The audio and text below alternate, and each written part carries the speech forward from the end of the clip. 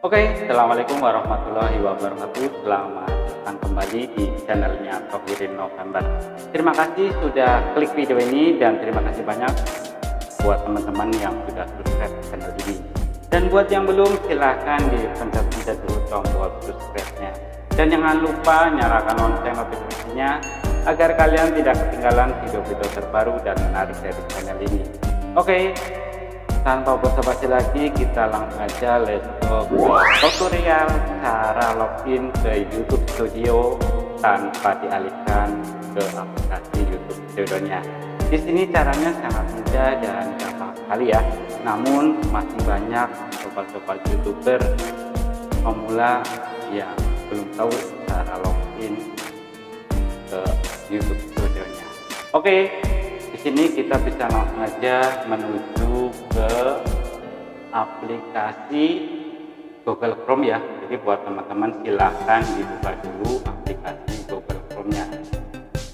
Lalu langkah yang selanjutnya, di sini kalian bisa langsung saja menuju ke icon profil kalian ya, yang di pojok kanan atas.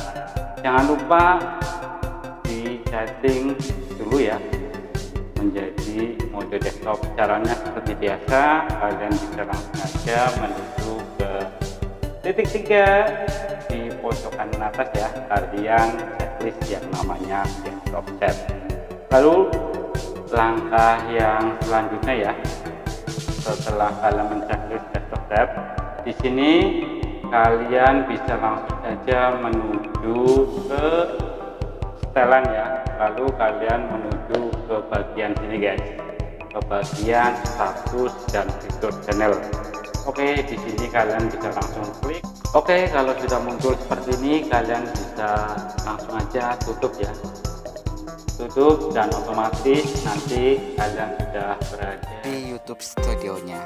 Di sini kalian bisa ngecek berapa jam tayang, bisa baca analitik, balas komentar, dan yang lainnya. Oke, kurang lebih caranya seperti itu. Semoga bermanfaat.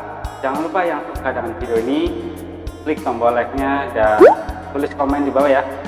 Dan jangan lupa yang belum subscribe, silahkan subscribe.